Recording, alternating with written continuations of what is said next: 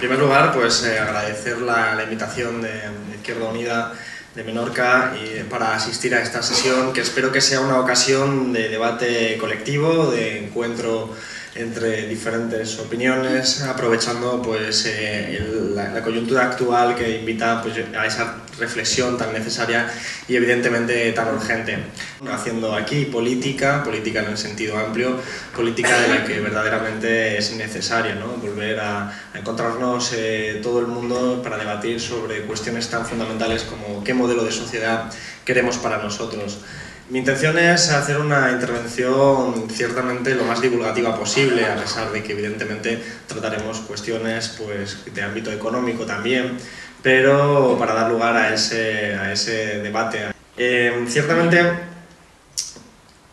estamos en una crisis de ámbito sistémico, lo que quiere decir que estamos ante una crisis que afecta a diferentes ámbitos de la vida cotidiana.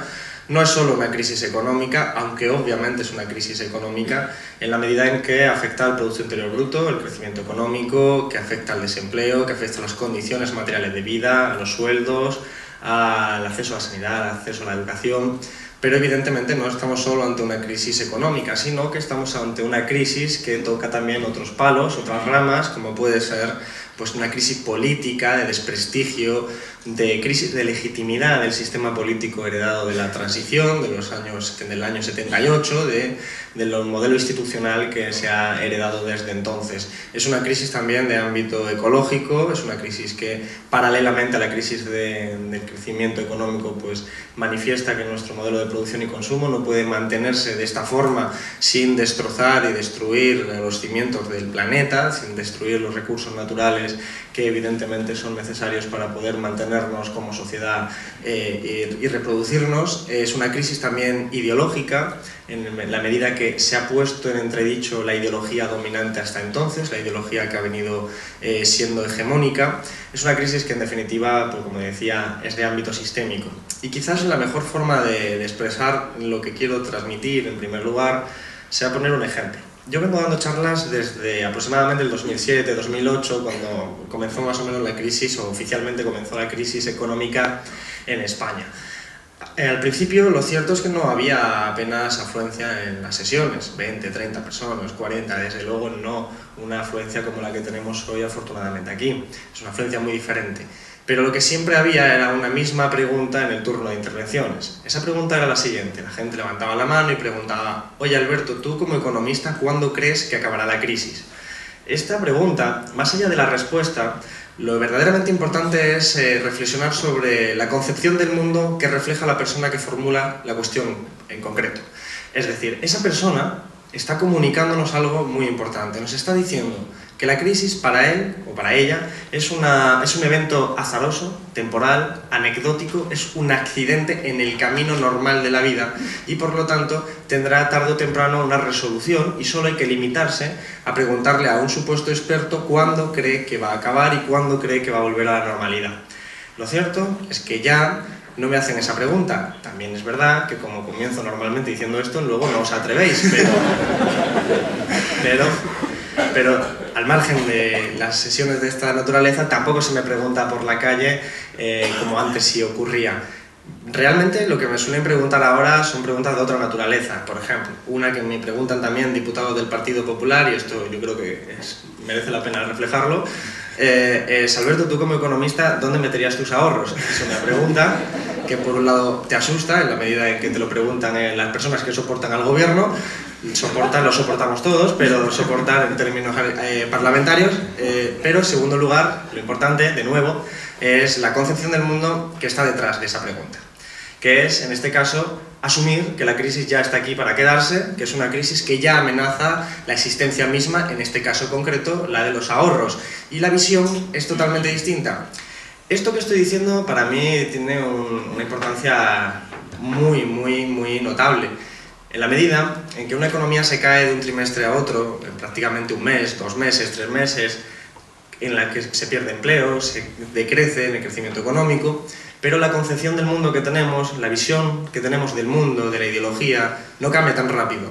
Entonces esto es lo que sí está cambiando con profundidad, dada la duración de la crisis hasta el momento.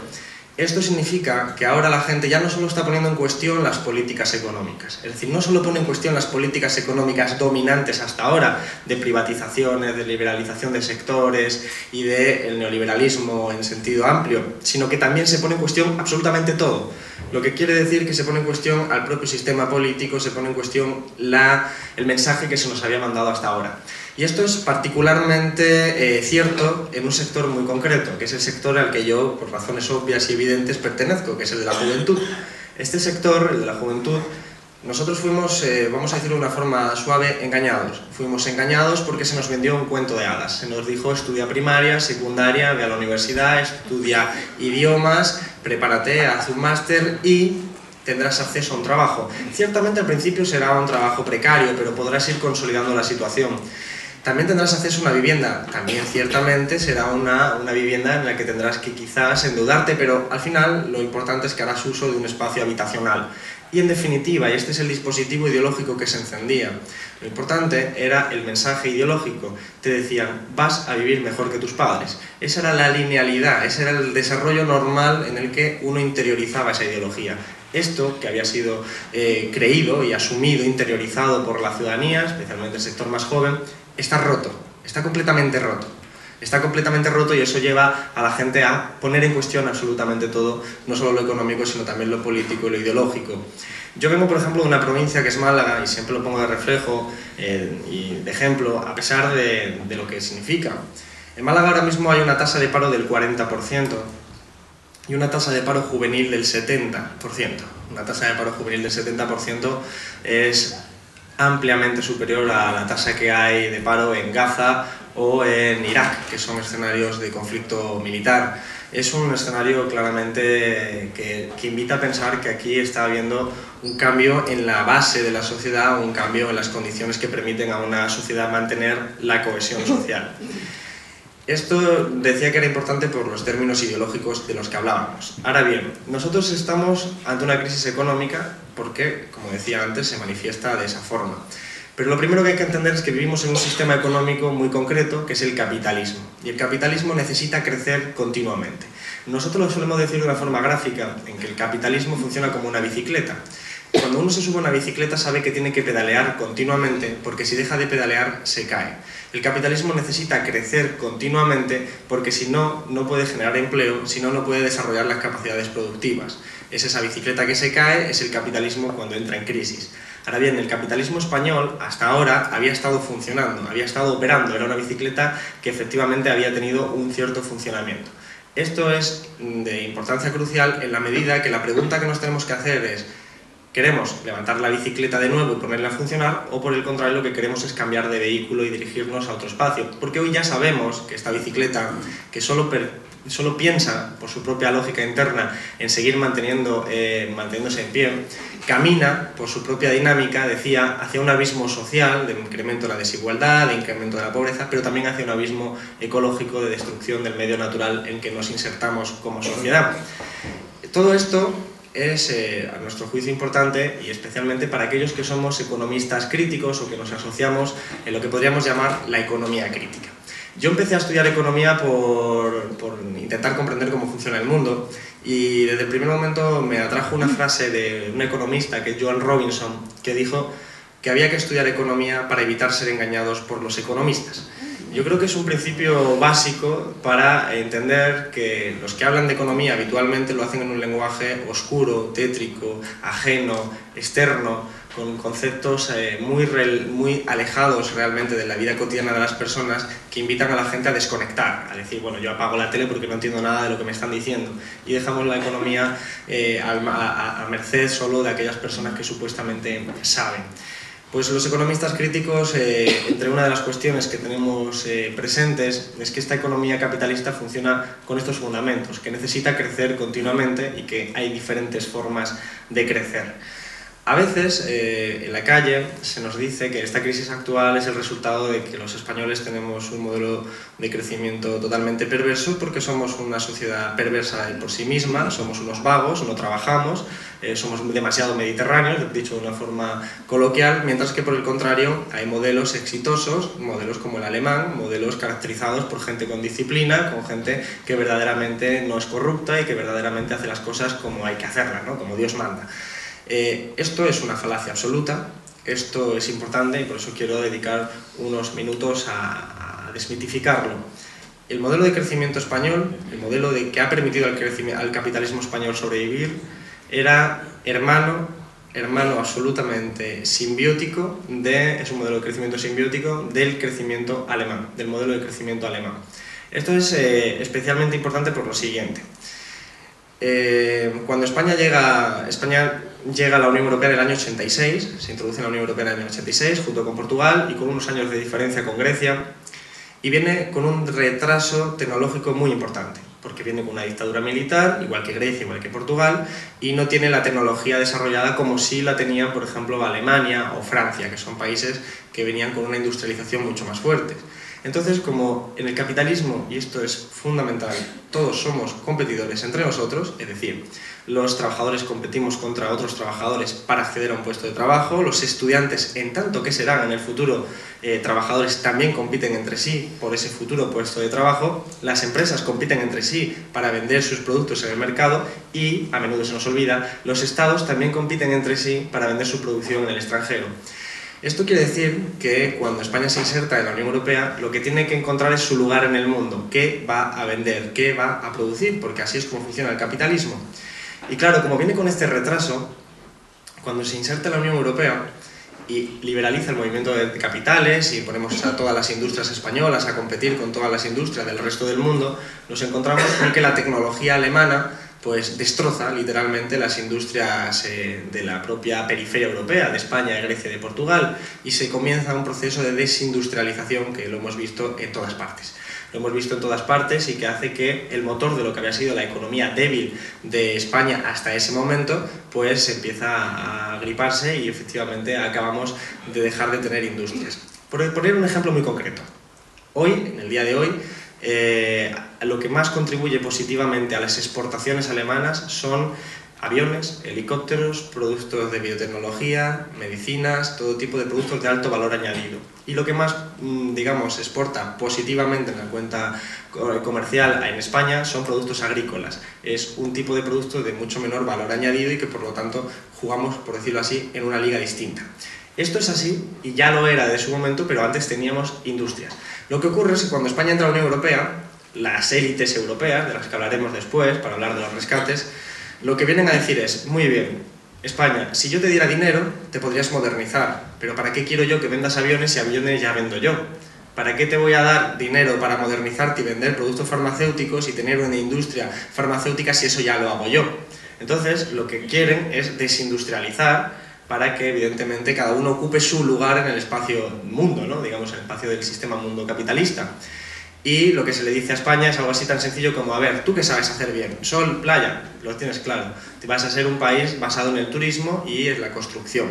De esa forma se comete un proceso de desindustrialización que nos hace mucho más dependientes, mucho más periféricos frente al centro y que nos hace depender de la construcción. Porque en compensación con estos elementos, que son comunes a Grecia, Portugal, Italia y España, menos Italia, pero en cualquier caso España es así, en compensación nos mandan fondos estructurales que permiten, sobre todo, construir infraestructuras. Estas infraestructuras tienen un elemento de modernización, pero no son una industria, son sencillamente elementos que contribuyen a mejorar las relaciones comerciales entre diferentes espacios geográficos. Por ejemplo, el espacio geográfico de Alemania y el del resto de España, porque Alemania, siendo un país que exporta mucho más de lo que importa, gracias a esas infraestructuras también puede vender todo tipo de productos a la periferia europea, especialmente a España, y que llegue a cualquier parte. Dicho de una forma gráfica, un directivo alemán lo decía de la siguiente forma. Decía, nosotros vendemos coches a los españoles y les prestamos el dinero con el que comprarlos. Esto puede parecer absurdo, y de hecho en cierta medida lo es, pero es cómo ha funcionado la economía europea hasta entonces. Esto quiere decir que no hay un modelo fracasado y un modelo exitoso. Hay un modelo que es simbiótico, en el que los dos modelos se necesitan mutuamente. Por eso no hay uno bueno y uno malo, los dos son el mismo modelo, son las dos caras de la misma moneda. Y funcionaba de una forma muy sencilla, y esto es lo más técnico que voy a hablar hoy, es las empresas alemanas venden productos a las empresas, digamos, al mercado de la periferia europea, a España. Ganan dinero, ese dinero lo almacenan en los bancos alemanes. Los bancos alemanes no son ONGs, mueven el dinero para hacer beneficios y se lo prestan también a los bancos españoles, ese dinero. Los bancos españoles, que tampoco son ONGs, se lo prestan a las empresas que en España sean rentables. Las empresas que más rentables han sido en España son las constructoras, las inmobiliarias, las promotoras, es donde estaba el negocio. Y estas empresas se dedicaban a construir, sobre todo, viviendas. Esto, en la medida que funcionaba la burbuja inmobiliaria, pues generaba una perversión. Primero, que generaba empleo. Este empleo que se generaba no era solo del ámbito puramente de la construcción, sino que también todas las industrias auxiliares, la fábrica de cemento, la fábrica de muebles, el que te va a poner el aire acondicionado, el que te va a poner la ventana, el pladul. Toda la industria dependía de que existía una burbuja inmobiliaria. Y mientras la burbuja funcionaba, el ciclo se cerraba y se podían ir devolviendo las deudas. Por eso el dinero era alemán, prestado para comprar los productos alemanes. Lo que ocurre es que cuando este ciclo se rompe porque estalla la burbuja, empiezan a llegar la situación actual. Cuando una familia tiene ingresos y tiene gastos, en la medida que tiene ingresos y tiene deudas, y de repente es despedida y no tiene ingresos, pues esa familia pierde su vivienda. Se va debajo del puente y sigue debiendo la deuda de la casa, que es lo que desgraciadamente estamos viendo los últimos años. Y el gobierno no hace nada. Cuando es una pequeña y mediana empresa la que tiene ingresos y tiene deudas y sus ingresos caen porque la gente deja de entrar a comprar en las empresas, también tiene que quebrar, tiene que echar el cierre y el gobierno no hace absolutamente nada. Pero la diferencia notable es que cuando es un banco el que está en esa situación, en la que tiene ingresos, tiene deudas y no tiene tantos ingresos para poder devolver las deudas, entonces no quiebra. Entonces es el gobierno el que viene a rescatarlo. ¿Por qué razón? Esta es la pregunta fundamental para entender los rescates. ¿Por qué a los bancos sí, a las pequeñas y medianas empresas no, a las autopistas sí, a las familias no? ¿Por qué esa relación? Pues es una relación puramente política y de poder.